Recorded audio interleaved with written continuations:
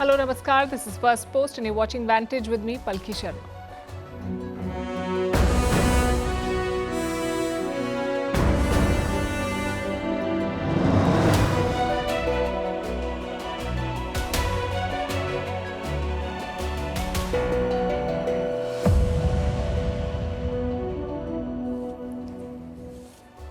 Happy Diwali to all of you. It was a happy Diwali for the Indian economy too. Businesses hit record sales. Tonight we'll bring you the numbers and the trends.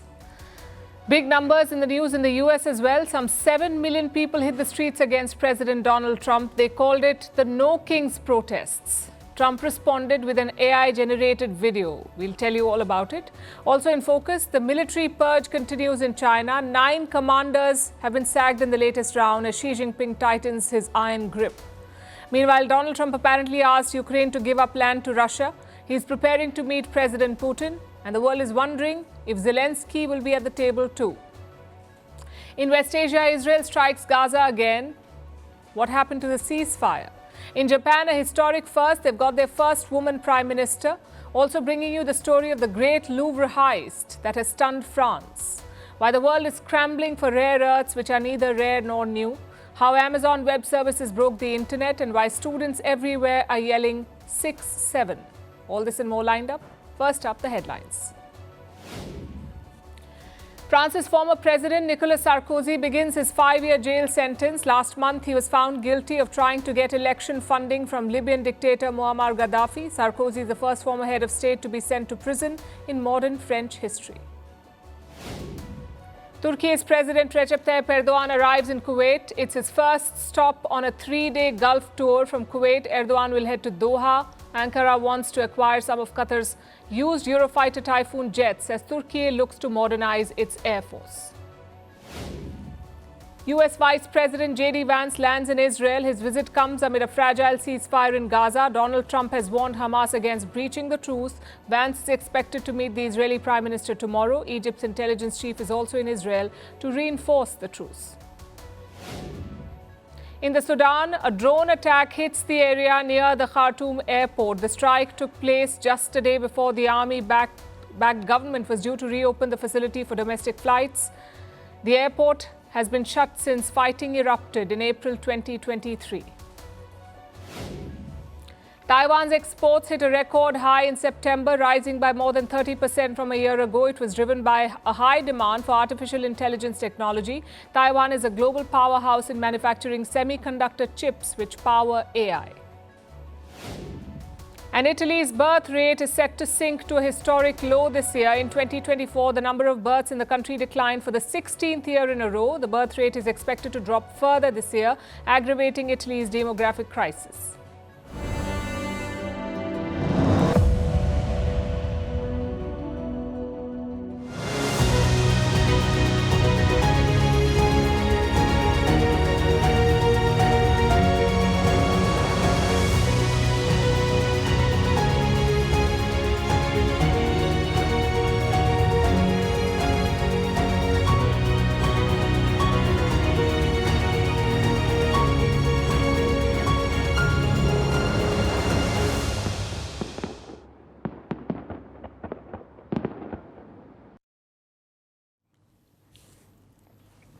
Diwali always lights up India. Our cities, our villages, our shops and malls, everything is lit up during this time. It's a period of hope, triumph and celebration.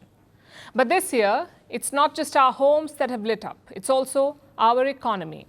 This Diwali, the Indian economy is shining, all thanks to you, the consumer.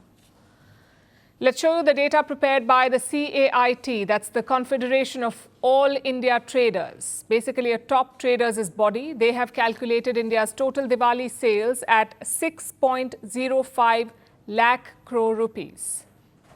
6 lakh crore rupees, that's around $68.7 billion. It's a record in Indian trading history. Out of this, $61 billion was spent on goods. Things like footwear, garments, electronics. The remaining was spent on services. And this marks a significant rise from last year. In 2024, during Diwali, Indians spent 4.25 lakh crore rupees on goods. This year, it's 5.4 lakh crores. That's a 27% jump in 1 year. In simple words, it's a spending bonanza. We'll tell you why this is good news for the Indian economy, but first some trends. This year, spending was focused on Indian goods, goods made inside our country. And this was championed by Prime Minister Narendra Modi himself. In a poll, 87% Indians picked Indian goods over foreign ones. And it shows in the sales. Made in India goods recorded a 25% bump. Trend number 2, the service sector is also booming. We're talking about things like eating out or movies. Restaurants and pubs reported an 8 to 20% surge in dining out. That's 8 to 20% higher than last year. And this is despite no GST relief for restaurants. And finally, trend number 3. It's not just Indian metros. Non-metros drove online sales this Diwali. More than 50% of the sales came from Tier 3 cities. But what does this bumper spending mean for the Indian economy? And can this momentum be sustained? Let's take a closer look. Consumer spending is key to India's growth. Consumer spending makes up 61% of our GDP. Imagine that. Almost 2/3 of our GDP is driven by consumers. If they spend, India grows fast. If they don't spend, India slows down. And we saw that last year. Inflation was inching higher, incomes were stagnant, so the Indian economy lost its momentum.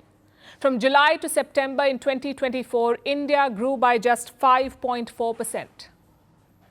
That was the lowest in 7 quarters. It was also a warning sign for the policymakers. Our consumers needed some relief, which brings us to this year. We had a great monsoon this season, so the food supply and prices were not an issue. In September, India's inflation was just 1.54%. That's the lowest in 8 years. Add to that some tax cuts. First, the budget introduced income tax relief. No tax for up to 12 lakh rupees. Secondly, more importantly, the GST cuts. Earlier, we had 4 slabs of GST, the goods and services tax. We had 4 slabs, 5%, 12%, 18%, 28%. Out of these, 12 and 28% were removed. As a result, a lot of goods became cheaper, like electronics, cars, and daily essentials. They all became cheaper. Clearly, these tax cuts have boosted consumer spending. And global agencies have taken note. Last week, the IMF, the International Monetary Fund, raised their India growth forecast. They increased it by 20 points to 6.6%. At the same time, they reduced next year's projection again by 20 points to 6.2%. And that sums up India's challenge. In the short run, these tax cuts will help. It's just basic economics. You cut taxes, you put more money in the hands of people. More money equals more spending. But the question is, how do you sustain it? Most experts are looking at the RBI, the Reserve Bank of India. The RBI cut lending rates once in June, but many are expecting one more cut this year, perhaps in the month of December, a rate cut. Now, as you know, a cut in lending rate boosts spending because lower interest equals cheaper loans, and cheaper loans can spur consumption. So that's one way to sustain this growth into 2026. But outside India, challenges are brewing. The biggest being the US tariffs. Donald Trump has imposed 50% tariffs on Indian goods. Those rates hit exports last month. Indian exports to the US dropped last month by almost 12% in September. That was a drop. In comparison, they had risen in August. They had risen by 7% in August. But there's a saving grace too. India's diversification is paying off. Exports to other markets grew by almost 11%. That's up from 6.6% the month before. And yet, worries remain. The tariffs complicate a lot more than trade. For example, it could put US investments in doubt. It could complicate the visa process for Indian workers. So the tariffs are a big headache for India. Otherwise, things are looking up. Inflation is under control. Spending is up. And growth is gathering pace. The key is to preserve and build on that.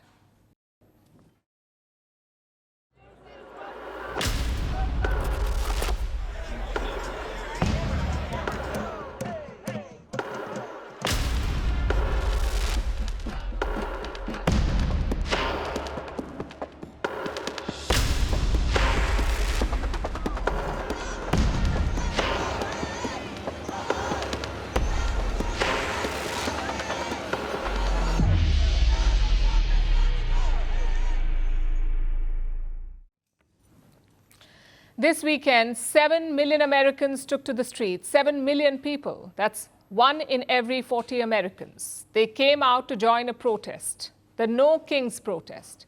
It was a protest against President Donald Trump and his administration. Take a look at this first.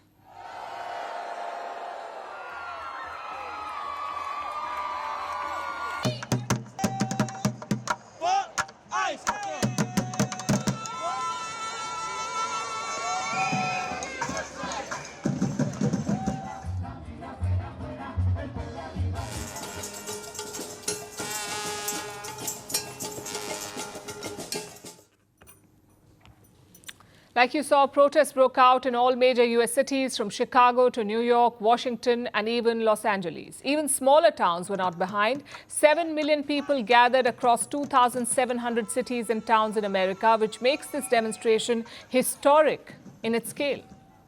It was one of the largest single-day demonstrations in U.S. history, and even politicians joined in, including Democratic leaders, governors, and senators. Here to remind people to be part of the voices that are saying no kings, no monarchy, democracy only. We are here to tell our lawmakers that what's going on in our government is wrong. They must stop the abuses of this petulant president and his circle of sycophants. Well, we want to show our support for democracy and for fighting what is right. I'm against the overreach of power. I believe in 3 branches of government. There's just been almost too many things to list. Despite the size, the protests were peaceful. There were no mass arrests, no riots or violence. The last time the U.S. saw such mass protests was in the year 2020. Those were about the killing of George Floyd. He was a black man who was killed after a police officer knelt on his neck. Those protests were about race, policing, and justice. This one was about democracy itself. You see, No Kings is not an organization. It's more like a network, a patchwork of unions, advocacy groups, and ordinary Americans. And all of them march for different reasons. Against the immigration raids, against the censorship of journalists, and against the militarization of cities. Also, it was all strung together by one idea, that America is not a monarchy. It cannot be run according to the wishes of one man. Today, in the year 2025, in this dangerous moment in American history, our message is exactly the same. No, President Trump, we don't want you or any other king to rule us. Thank you very much, but we will maintain our democratic form of society. We will not move toward authoritarianism in America. We, the people, will rule. So how did the U.S. president respond to all of this? Well, in typical Trumpian fashion, instead of denying the charge, he leaned into it. On his Truth Social, President Trump shared an AI-generated video. It shows him flying a jet labeled King Trump. He uses it to drop excrement on protesters.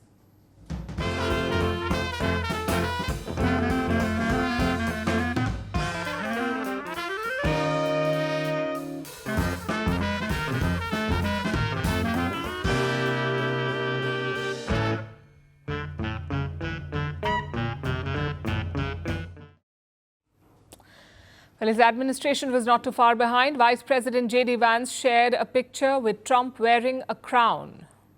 The imagery was meant to be funny, but the symbolism was unmistakable. This is a president reveling in the idea of absolute power, and that explains why millions were on the streets. I guess the question is, what happens next? Because 7 million is not a small number. Protests of this scale would shake up any government in the world. The White House may be brushing it off, but there are signs that the impact could run deep. Let's start with the politics. The midterm elections are less than a year away. Many of these protests took place in crucial swing states like Michigan, Pennsylvania, Georgia, and Arizona. Those are the same states that decided the last 2 elections. If even a fraction of these protesters turn their frustration into votes, Republicans could lose control of the US Congress, and Trump knows that. He came to power less than a year ago with a historic mandate. Millions of people voted for him, and now millions are on the streets protesting against him. His approval ratings are down too. They've dropped to 37% as Americans remain worried about jobs and inflation. But there's also a reality check here. Mass movements do not always translate into political change. Again, take the George Floyd protests, for example. They were huge, but many of their reforms stalled in Congress. The difference this time is that the issue is political at its core. It's about the presidency itself, and that makes it harder to ignore. Some Republicans are beginning to worry about optics as well. If the image of Trump wearing a crown starts defining the party, it could turn off centrist voters. And that is why analysts say that Trump should be worried. These protests cannot force him out of office, but they reveal something deeper. A country that is losing patience with the idea of strongman politics. The streets may not topple the president, but they can definitely shake the system that keeps him there.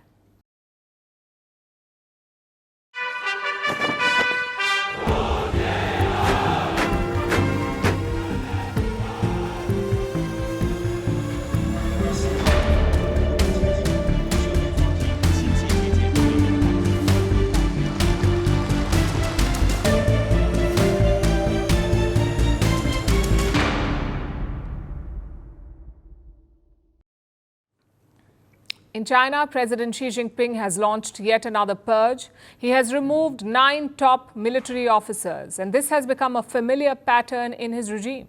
Xi Jinping has been in power for more than 12 years now, and in this period, he has sacked millions of people, including thousands from the military.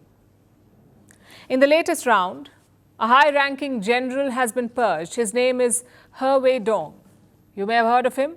It's the same general who's been missing since March, and we reported about his disappearance on this show. And in China, that's often the first clue. When a top official disappears, it usually means one thing: they are on their way out. And now it's official. Beijing has confirmed his sacking. They confirmed it last week. As always, they did not say where General He was or what led to his dismissal. That silence is routine. But the removal is not. You see, General He was not just another name in uniform. He was one of Xi Jinping's closest allies. They rose through the ranks together. In fact, Xi Jinping personally appointed him to top positions. At the age of 68, General He sat on the Politburo. That's the second highest body of the Communist Party. He was also vice chair of the Central Military Commission, the CMC. The CMC commands China's military, and that post made him one of the country's most powerful commanders. In the chain of command, General He came right after President Xi, who heads the Central Military Commission. That's how powerful he was, and now he has been booted out. The question is why? Why was he sacked? Well, China says, and I'm quoting, General He committed serious violations of party discipline. They also accuse him of quote-unquote grave duty-related crimes. These involved exceptionally large sums of money. China's defense ministry has called the case extremely serious. They say the impact was, and I'm quoting again, profoundly detrimental. And this points towards a major shake-up in the PLA, the People's Liberation Army. That's what the Chinese military is called, the PLA. The shake-up began some 2 years ago in 2023. That's when Xi Jinping sacked top officials from the Rocket Force. It was quite an embarrassing case.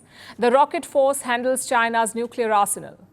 An investigation found water instead of fuel in their rockets. This was a glaring example of graft. It compromised China's missile systems.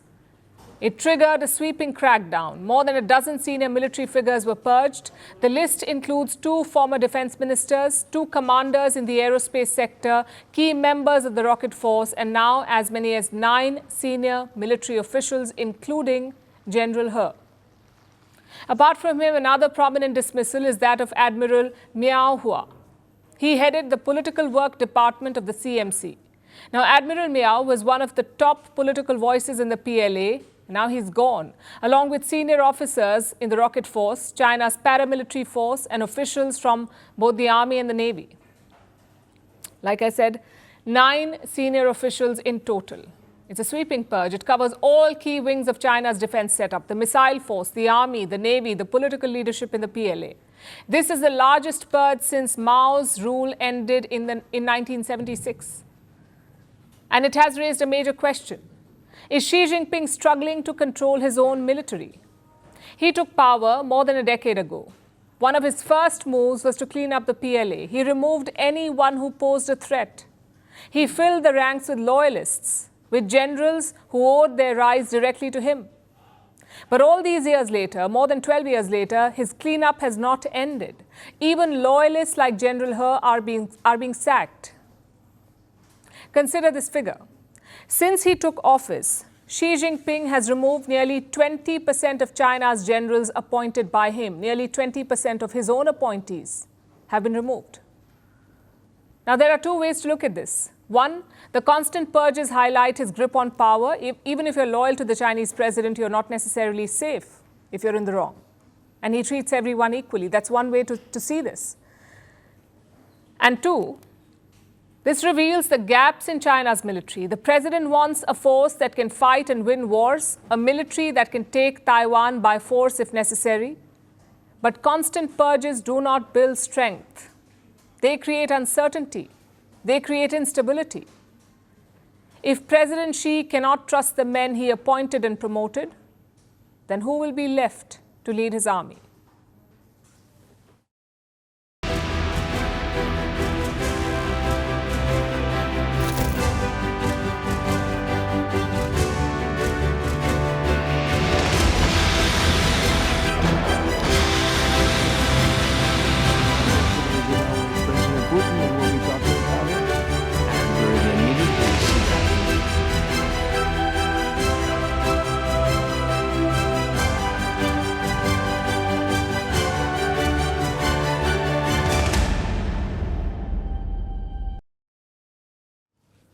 Every time Volodymyr Zelensky walks into the White House, it's a coin toss. One time it's a shouting match, the next it is camaraderie, and this time it was something in between.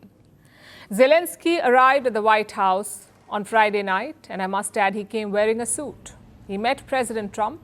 There were some jokes, even compliments. Take a look. President Zelensky of Ukraine has endured a lot. I mean, he really has. He's endured a lot, and we've endured it with him. And I think he looks beautiful in his jacket. Yeah. It's beautiful. I hope people notice. It's actually very stylish. I like it. President Trump. Beautiful jacket, Trump said, but Zelensky was not fishing for compliments. He was in Washington to ask for missiles, the Tomahawk missiles. Trump had talked about giving them to Kiev, so Zelensky arrived on an optimistic note. But a phone call seems to have ruined his chances. You see, when Zelensky was on his way to the US, Trump got a call from Moscow, from Vladimir Putin, the president of Russia. So Trump spent 90 minutes talking to Putin. According to aides, the tone was cordial. According to Moscow, the conversation was constructive. But for Ukraine, it was alarming and damaging, because hours later, Trump told reporters that he was ready to meet Putin in Budapest, the capital of Hungary. The meeting would happen in the coming weeks. The agenda was to end the war in Ukraine, or is to end the war in Ukraine, basically a follow-up of what was discussed in Alaska. And that's when things went south. So Friday's White House meeting was meant to smooth things over. Instead, it blew it up, because Trump came in determined to broker another deal of the century. He just wanted a simple headline: Trump ends the Ukraine war. That's what he wanted. But simplicity has never been Ukraine's reality. Reports suggest that Trump pressed Zelensky to make, and I'm quoting, make territorial concessions. In other words, he told Ukraine to give up land, essentially all of Donbass. That's more than 50,000 square kilometers. It's over 20% of Ukrainian territory. Trump wants Zelensky to give it up to Russia. Zelensky tried to show him maps, but reports suggest that Trump tossed them aside. He said it was too complicated. He also had a warning for Ukraine that Putin will destroy them if there is no deal. This made Zelensky visibly tense. He said he wanted peace. And by the end of the meeting, Trump was fuming. Zelensky was stone-faced and aides were whispering about damage control. In my opinion, they should stop the war immediately. You go by the battle line wherever it is. Otherwise, it's too complicated. You'll never be able to figure it out. You stop at the battle line and both sides should go home, go to their families, stop the killing, and that should be it. Stop right now at the battle line. I told that to President Zelensky. I told it to President Putin. Thank you very much, everybody. We trust United States. We trust President that he wants to finish this war. And it's difficult. It's very tough solution. It's understandable why. The aftermath left everyone guessing. Will Zelensky be invited to Budapest? Again, no clear answer, but it's unlikely. So let's tally it up. Here is what Zelensky wanted: long-range Tomahawk missiles, a firm U.S. commitment to continued military aid, and a role in future Trump-Putin talks. That's what he wanted. But here's what he got: a vague promise of dialogue, a suggestion to freeze the lines where they are, and a president who suggested that Donbass should be divided. Again, Michael. Should happen with the Donbass region. Let it be cut the way it is. It's cut up right now. I think 78% of the land is already taken by Russia. You leave it the way it is right now. They can negotiate something later on down the line. But I said, cut and stop at the battle line, go home, stop fighting, stop killing people. And if the geopolitics weren't strange enough, the press briefing made it worse. A reporter texted White House Press Secretary Caroline Leavitt. He asked, who chose Budapest as a summit site? Do you know what her reply was? Your mom did. That's what she wrote to him. And then she posted the exchange on X, adding that the reporter was a quote-unquote left-wing hack.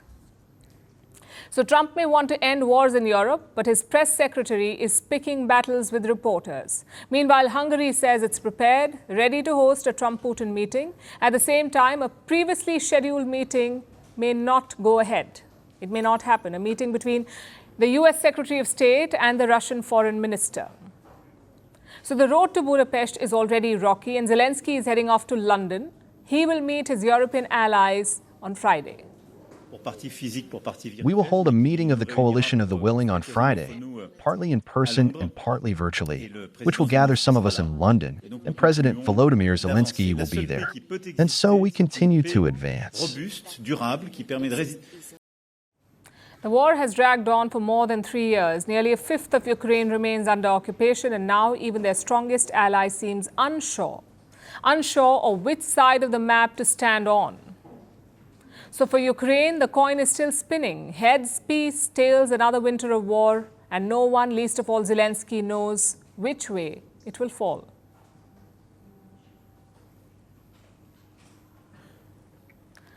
Let's take stock of the other war, the one in West Asia. After 2 years of fighting and more than 60,000 civilian deaths, there was a ceasefire announced last week, brokered by Donald Trump. The guns fell silent, the hostages began returning home. There was talk of redeveloping Gaza. So for a brief moment, it seemed to be working.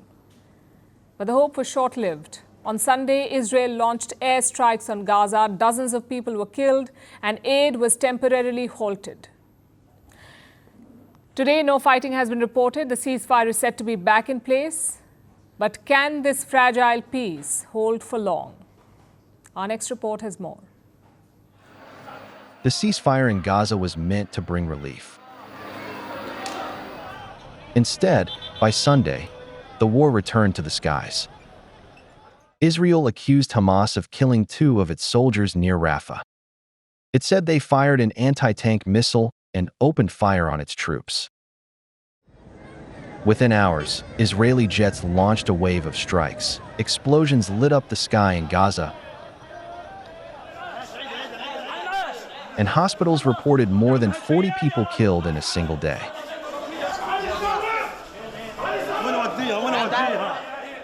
This was the highest toll since the truce began on October 10th. Hamas denied the accusations,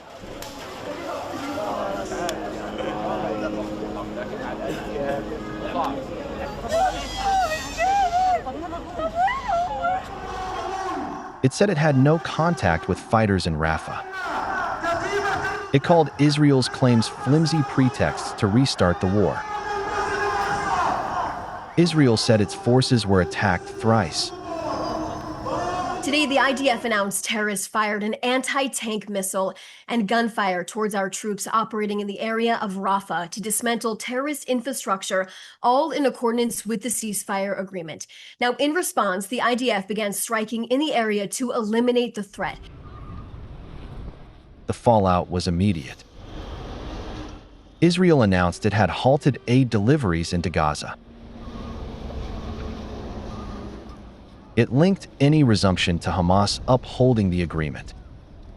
By evening, Israel said it was renewing enforcement of the deal. Both sides said they remained committed to the agreement. But the damage was done. The ceasefire, less than 2 weeks old, had already been pushed to the edge.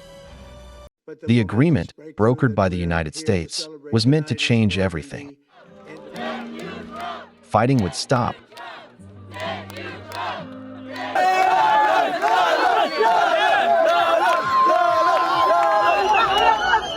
Hostages and prisoners would be exchanged.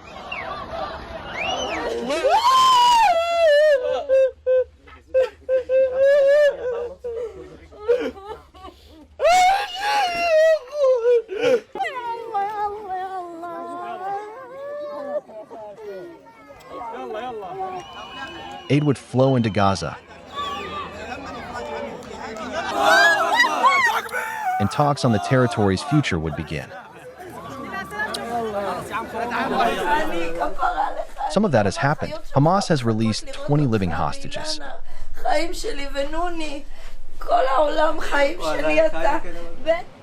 But it has returned only 13 bodies out of 28. Israel says the rest must be returned before the next phase of talks can begin. Hamas says they need heavy equipment to retrieve the bodies. Aid remains one of the most contentious issues. Israel controls most of Gaza's crossings. Aid deliveries resumed once Israel said it was enforcing the ceasefire again. But the United Nations says supplies are still below agreed levels. Access remains difficult, especially in Gaza's north. Washington is trying to keep the deal alive. U.S. President Donald Trump said the ceasefire is still in effect, but he warned that Hamas would be wiped out if it violated the agreement. We made a deal with Hamas that, they're going to be very good, they're going to behave, they're going to be nice, and if they're not, we're going to go and we're going to eradicate them if we have to. Washington is now doubling down on diplomacy. U.S. Vice President J.D. Vance has arrived in Israel. He will be meeting Prime Minister Benjamin Netanyahu. Trump's envoys Steve Witkoff and Jared Kushner are already on the ground. They are working to stabilize the truce and push it into its next phase. That includes disarming Hamas. But Sunday's violence has shown how fragile the truce really is. Each strike risks unraveling the deal. Each accusation chips away at the trust needed to hold it together. For now, the ceasefire stands, at least on paper. But the calm is uneasy. And the question is no longer whether the ceasefire will hold, but how long can it survive?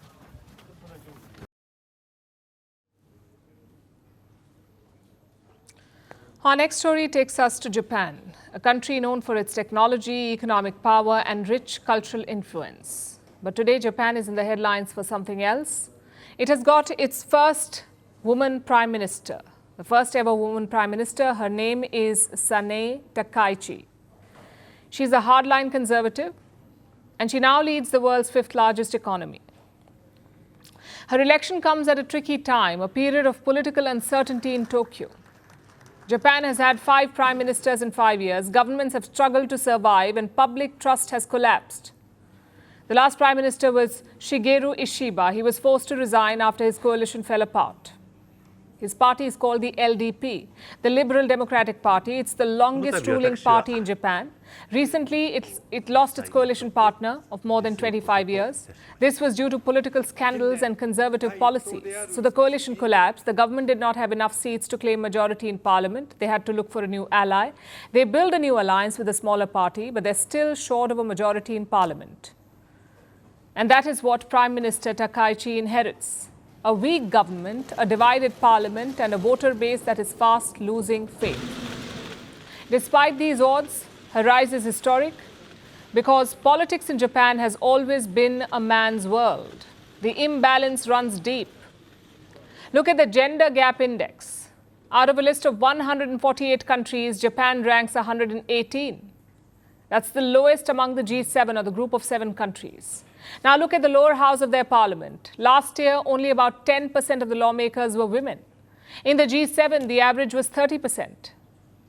In the ruling LDP, the ruling party, the LDP, only 13% of the lawmakers are women, and this is across both houses of parliament. And this disparity is evident not just in numbers, it is also visible in Japan's political choices. In 2023, Japan sent a male representative to an otherwise all-women summit. A summit on women's empowerment. They sent a man for it. It reveals how deeply male-dominated Japanese politics is, and that makes Takaichi's rise so significant. Her personal story makes it even more remarkable. She was a drummer in her youth. She says she drew political inspiration from former British Prime Minister Margaret Thatcher. She often says Thatcher's grit and quote-unquote womanly warmth shaped her politics. Today, many in Japan call Takaichi their own Iron Lady. She is a political hardliner. She was a close ally of the late Prime Minister Shinzo Abe, and she remains a strong proponent of his economic strategy. She is also called a China hawk. She has criticized Beijing's military buildup, and she wants Japan to strengthen its own defense. Takaichi also plans to tighten immigration laws. This is a message aimed at nationalist voters. On gender equality, her record is mixed.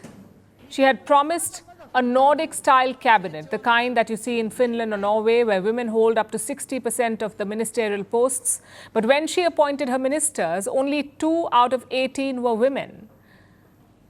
So it's a start, but it's far from the breakthrough that many had hoped for. Her arrival has also shaken the markets. Japanese stocks surged to record highs today on expectations of big government spending. Investors call it the Takaichi trade.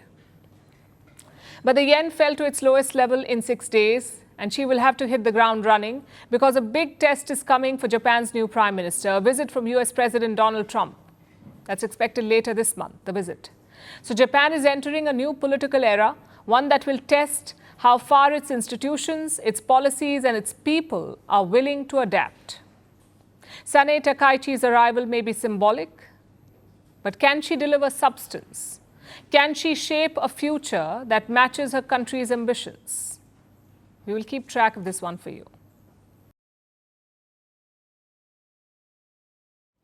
It was a robbery no one thought was possible, not in broad daylight, not inside the world's most famous museum, but in just 4 minutes, a team of thieves pulled off a heist that stunned France and indeed the whole world. They bypassed guards, they broke through layers of security, and they walked away with jewels once worn by queens and empresses. The Louvre is home to the Mona Lisa. It is a fortress of art and history, and it was breached like never before. Now, investigators are racing against time. The thieves remain a step ahead, and the world is left asking, how did a gang break into a global landmark and vanish before anyone could stop them? Here's our report. It began like any other Sunday morning in Paris. Tourists lined up outside the Louvre. Cameras ready, eager to capture the Mona Lisa. But by 9:30 a.m., the world's most visited museum had turned into the scene of a real-life heist. A truck rolled up quietly on a street beside the River Seine. A total of 4 masked men stepped out. No guns, no shouting, just power tools and a plan. From the truck, they extended a mechanical ladder up to a first-floor window. That window led straight into the Gallery of Apollo. It is the glittering home of France's crown jewels, visited by millions each year. The glass was sliced open within seconds. The thieves climbed in. Guards were threatened with angle grinders. Staff activated security protocols and began evacuating visitors nearby. And the gang went to work. Their mission was clear: to loot 2 reinforced display cases filled with 19th-century royal treasures.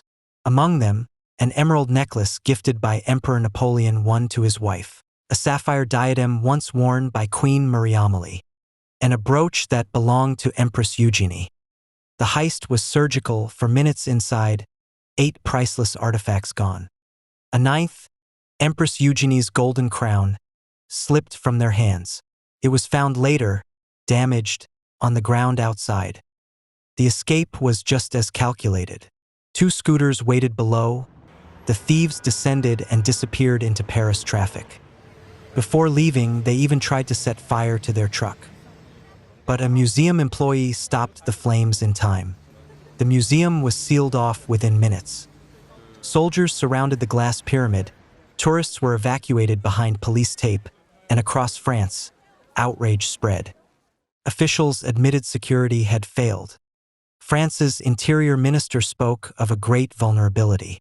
A government audit allegedly revealed much of the gallery had no CCTV. Unions said hundreds of security jobs had been cut. And one senator said a local alarm system had been broken for weeks. Police believe the heist was planned by an organized crime network. 60 investigators are now tracking CCTV, escape routes, and possible exits from the country. Experts warn they are racing against time. The jewels could soon be dismantled, the gold melted, and history scattered across the black market. Reactions have poured in. President Emmanuel Macron called the theft an attack on France's history. Meanwhile, opposition leaders have labeled it a national humiliation. And as the investigation unfolds, the internet has done what it always does: turned the drama into memes. Social media has been flooded with jokes comparing the thieves to characters from Lupin and Ocean's 11. But beneath the humor lies a deeper concern. The Louvre has seen theft before. In 1911, the Mona Lisa was stolen by an Italian worker who hid inside the museum overnight. And in 1998, another painting was stolen in broad daylight and has never been found. Yet none match the scale of this daylight robbery. For now, the thieves remain at large. The fate of the jewels is uncertain. A manhunt is underway, and one question haunts Paris. How did 4 men steal part of France's royal past and vanish without a trace?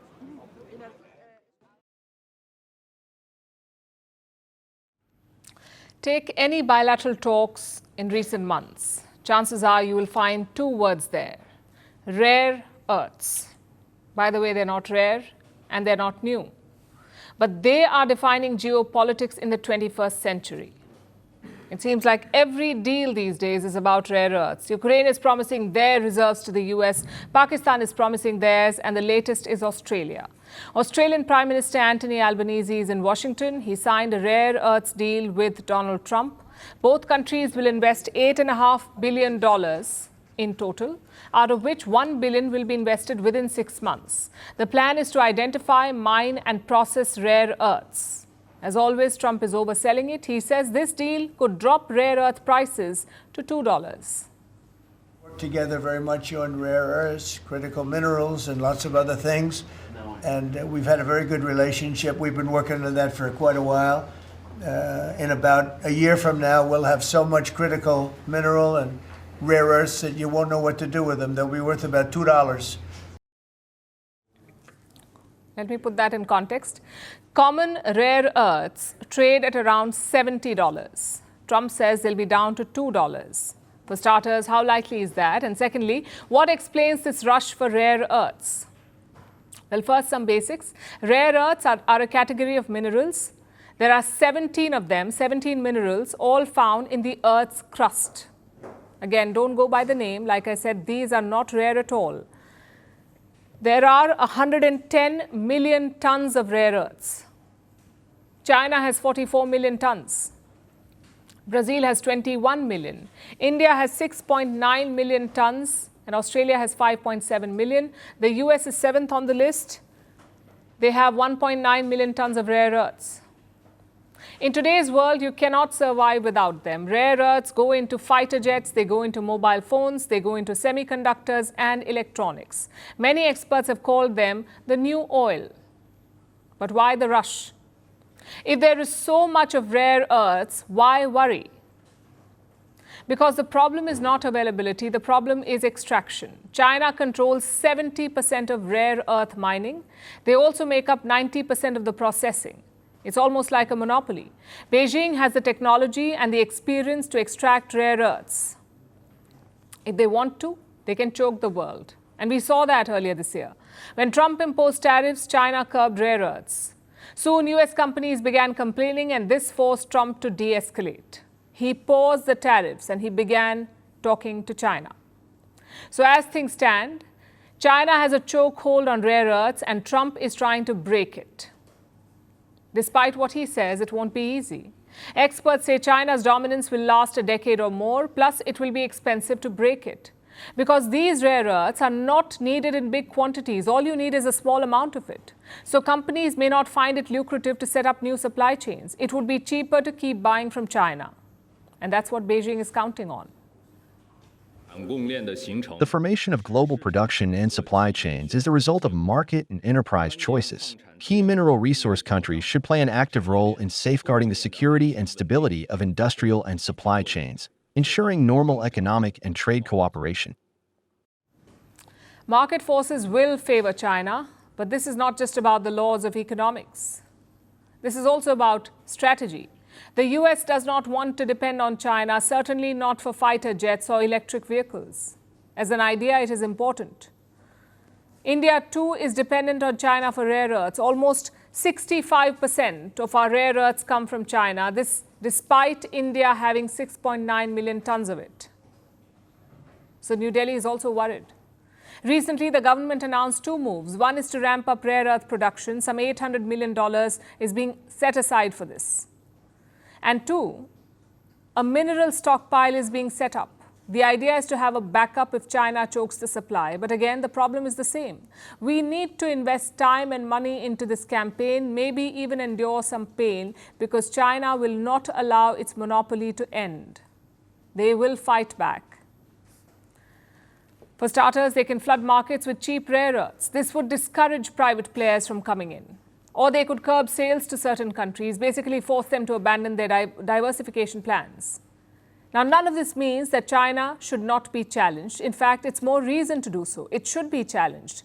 But our expectations should be limited. China's dominance was meticulously built over 3 decades. It is naive to assume that it can be ended in a few years.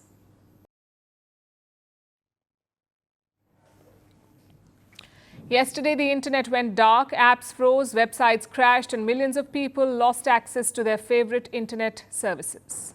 What caused the outage? A failure at Amazon, specifically Amazon Web Services, or AWS. AWS allows internet companies to rent server space and run their services. Yesterday, there was a glitch at AWS. As a result, more than 1,000 companies went offline. The disruption lasted a few hours and it triggered some key questions. Apps and websites are central to how we experience the internet.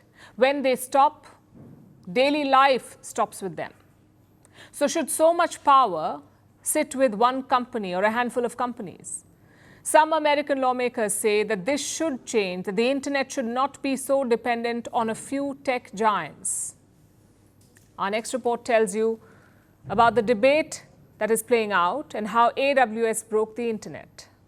Yesterday, the internet stopped working. Apps froze. Websites crashed.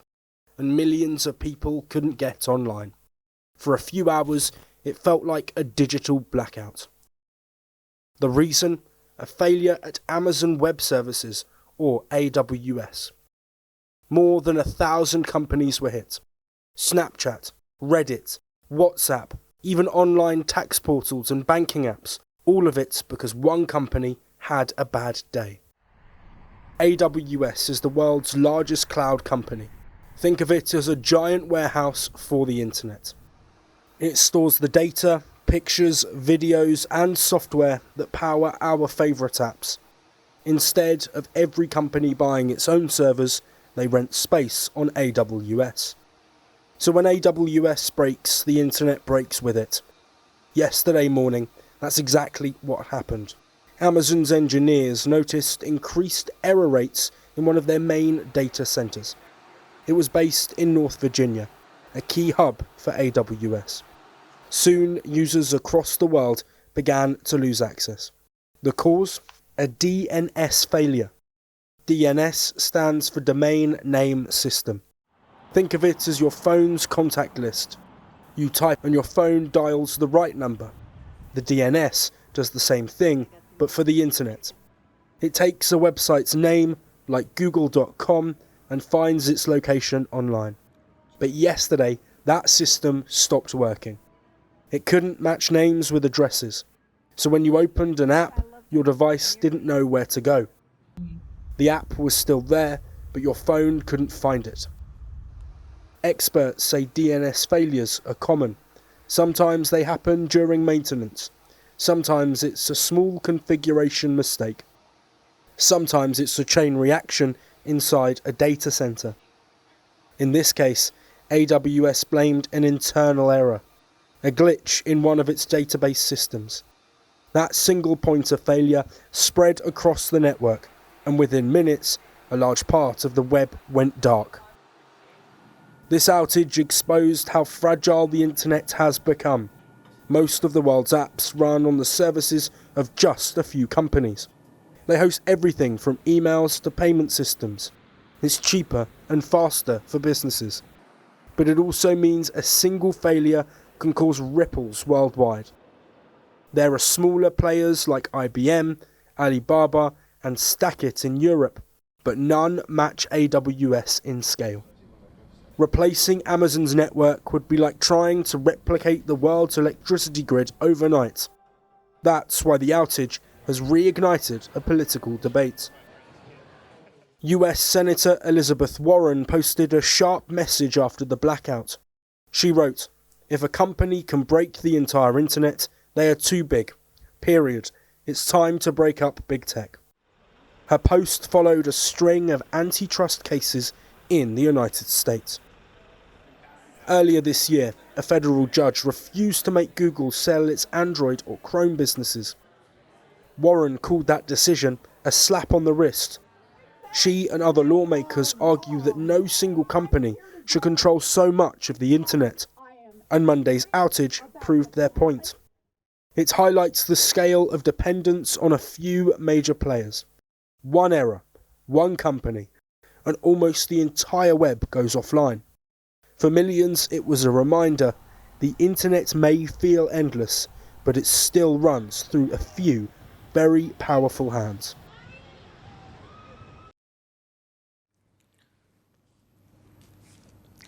Every generation has faced a moment when the youth seem to have collectively lost their minds.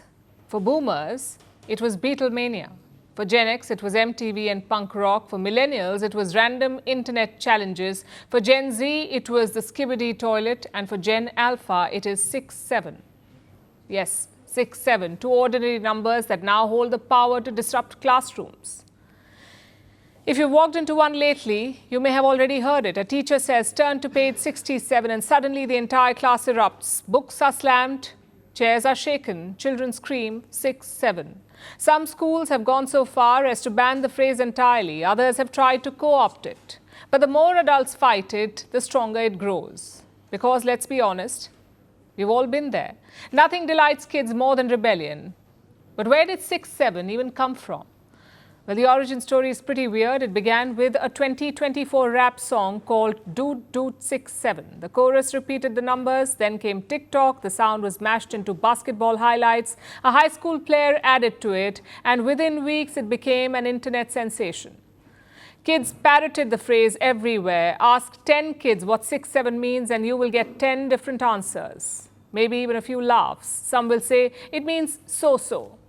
Others insist it's just a vibe. Most would say it's just funny, and that's, I guess, the whole point. 6-7 doesn't need meaning. It's what linguists call a semantic bleached phrase. That means words that are stripped of definition. All there is left is shared recognition. Basically, it's a big inside joke. If you get the joke, even when there isn't one, you're in. You're part of the so-called cool club.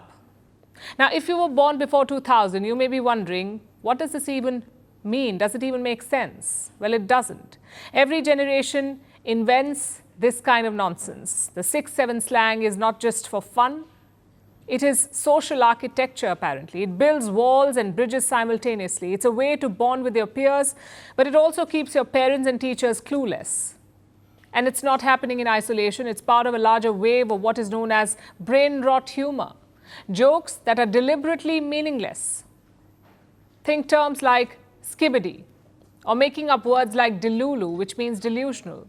In a hyper-connected world, nonsense is the new common tongue. The meaning may be optional, but participation is everything. So should you scream out 6-7 with the kids too? Well, we say don't sweat it. It's 6-7 today. It will be something else tomorrow. That's how fleeting internet trends are. By the time you get it, it may already be out of fashion, and you will just end up looking out of place again. And that is, I guess, the point too. Trends come and go. It's chaotic, it's fleeting. Maybe even a little bit confusing, especially for parents and teachers, but that's exactly the point. Every generation has its own shorthand for growing up, and right now, this 6-7 is Gen Alphas.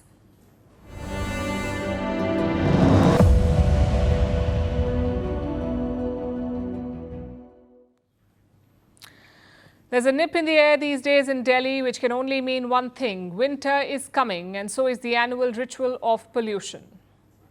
People here have unfortunately become accustomed to it. The cold, plus the stubble burning, plus the festivals, all of it make the air quality poor.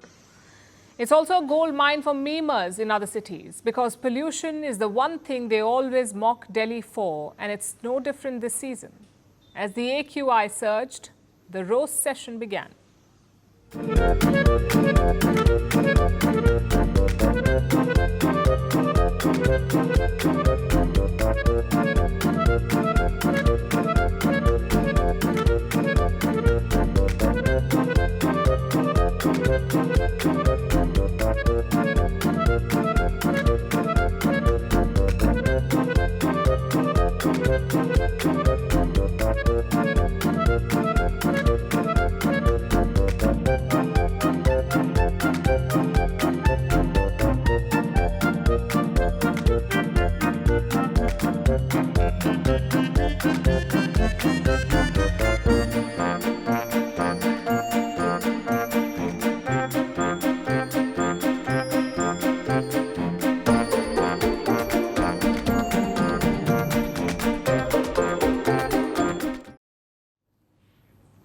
Now it's time for Vantage Shots, images that tell the story.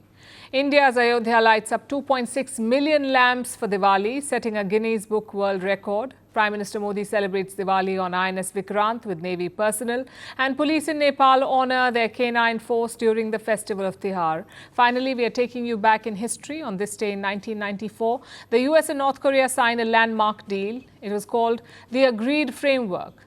North Korea agreed to freeze its existing nuclear program. Both countries promised normalization of relations. The deal collapsed in 2002 when the US accused Pyongyang of secretly continuing its nuclear program. We're leaving you on that note. Thank you for watching. We'll see you tomorrow.